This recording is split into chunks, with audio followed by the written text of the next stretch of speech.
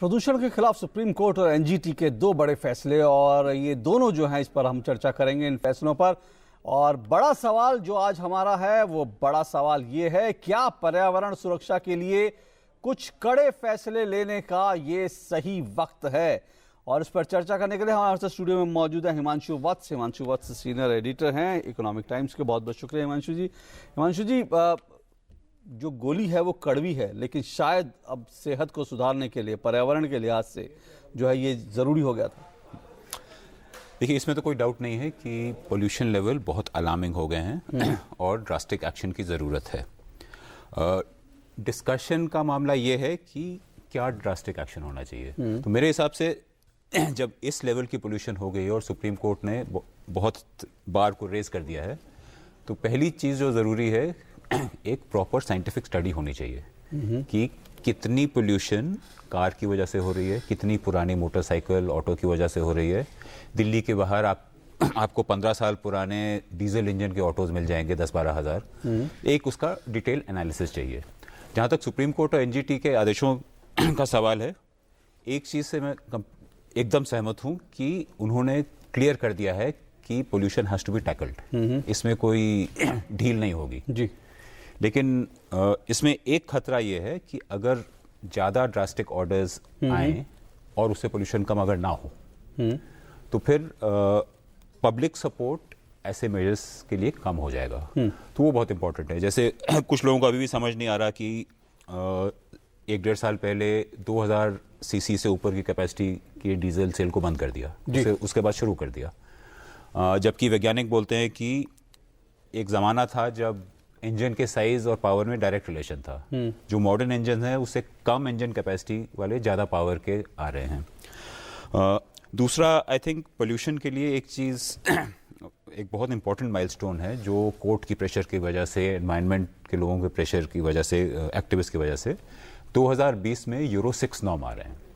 5 को स्किप कर रहे हैं हम सीधा। हाँ, 5 को स्किप करके सीधा यूरो 6 में जा रहे हैं। और जब वो नॉर्म्स आ जाएंगे तो पेट्रोल, डीजल, सीएनजी, इन सब में जो अभी बहुत ज़्यादा डिफरेंस है वो सब खत्म हो जाएगा। हाँ। तो आई थिंक एक बढ़िया रोड मैप बनना चाहिए। मेरा सुझाव तो ये होगा कि मान लिया कोई गाड़ी 2019 में 15 साल खत्म कर रही है जी, उसको आप 1 साल और दे दो ताकि वो यूरो 4 की जगह यूरो 6 से रिप्लेस हो। एक बहुत ब्रॉड वाइड स्ट्रैटेजी की ज़रूरत है, साइंटिफिक स्टडी की ज़रूरत है। अब जैसे यूरो 4, यूरो 5 में फ़र्क तो बहुत है, 80% फ़र्क है।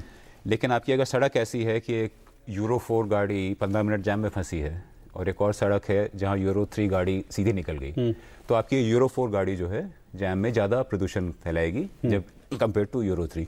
तो इट्स अ मल्टी डायमेंशनल। लेकिन एक बात जो है, जाहिर तौर पर इस फैसले को लेकर जो वाहन निर्माता कंपनियां उनकी तरफ से विरोध आ रहा है, वो उनकी चिंताएं हैं। वो कह रहे हैं भाई 8 लाख से ज़्यादा उनके वाहन जो है स्टॉक में हैं, तो इनको निकालने के लिए उनको वक्त मिलना चाहिए, जबकि सुप्रीम कोर्ट ने पहले ही ये डेट तय कर दी थी। तो इसको आप कैसे देखते हैं? क्या आपको लगता है कि कमर्शियल जो इसका एस्पेक्ट है कंपनियों का, उस पर भी थोड़ा गौर करने की ज़रूरत थी?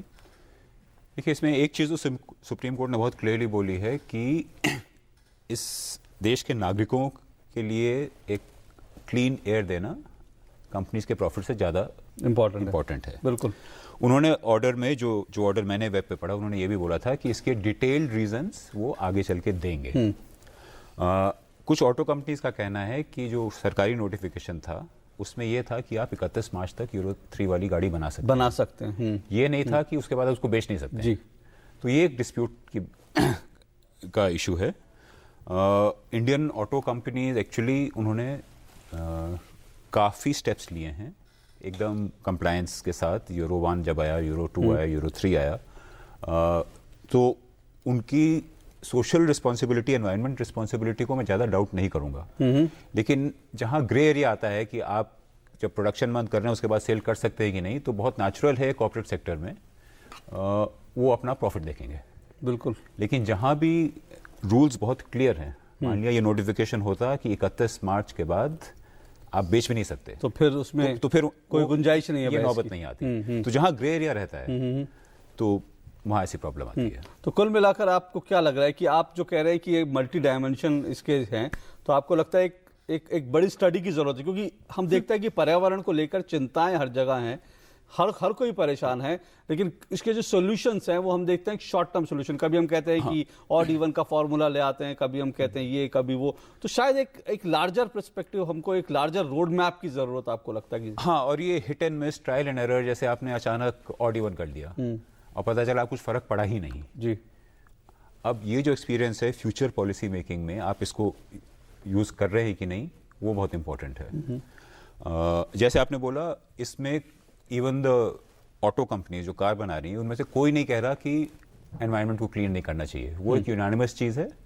कोर्ट प्रेशर डाल रहा है कि इसको आप ठीक से करिए, जल्दी करिए, और जहां कोई भी डिविएशन होगी तो वो एक स्ट्रॉन्ग ऑर्डर पास करेंगे।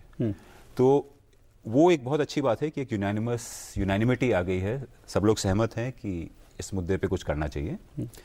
लेकिन डेंजर बस यही है कि अगर ऑड इवन जैसे हिट एंड मिस आप स्कीम्स करेंगे, जिसमें लोगों को डाउट था कि पता नहीं ये किसका फ़ायदा करना चाहते थे, क्या करना चाहते थे। एक IIT की स्टडी है जिसने बोला हुआ है कि I think single digit % contribution है व्हीकल्स की। तो मैं ये नहीं कह रहा कि व्हीकल्स पे आप कोई कंट्रोल ना लगाए, लेकिन अगर आप ओवरऑल देखें, एक चीज़ मैं बोल सकता हूँ, दिल्ली के बाहर जो पेरिफेरल रिंग रोड्स बन रही हैं जी, जिस दिन वो पूरी बन जाएंगी, दिल्ली की पोल्यूशन कम हो जाएगी, क्योंकि बहुत सारे वाहनों का जो है दिल्ली से 4-5 नेशनल हाईवेज दिल्ली में आती हैं। एयरपोर्ट के लिए कई लोग दिल्ली से गुजरते हैं। किसी दिन दिल्ली के बाहर दूसरे साइड में एक एयरपोर्ट बन जाए, उससे ट्रैफिक कम हो जाएगा, मेट्रो एक्सपैंड कर जाए।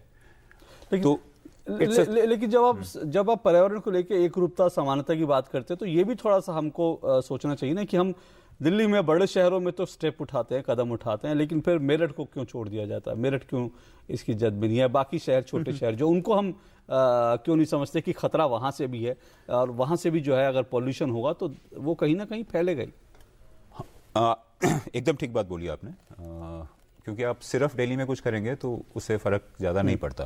क्योंकि कई बार जब हवा की दिशा राजस्थान की तरफ से आ रही होती है तो उसमें पार्टिकल्स बहुत दिल्ली में आ जाते हैं, और जितना भी स्ट्रैटेजी होगी वो एक इंटीग्रेटेड होनी पड़ेगी।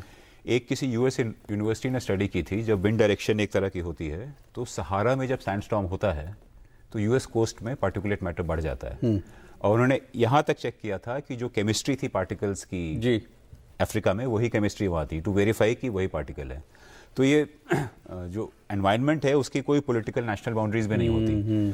तो इन सब लिमिटेशन के बीच में काम करना पड़ेगा, और सिर्फ दिल्ली के बारे में कुछ करना, जैसे ऑड इवन था, बिल्कुल आपने दिल्ली में कम कर दिया, हाँ, लेकिन आसपास पूरा एक्शन चल रहा है। यानी एक लार्जर पर्सपेक्टिव के साथ हमको सोचना पड़ेगा, एक बड़ा रोड मैप बनाना पड़ेगा। ये जो कदम है बहरहाल इसका देखना पड़ेगा कि किस तरह से कोर्ट ने कहा है तो इनका पालन होना ही चाहिए। बहरहाल बहुत बहुत शुक्रिया आपका हिमांशु जी, शुक्रिया आपका। तो हम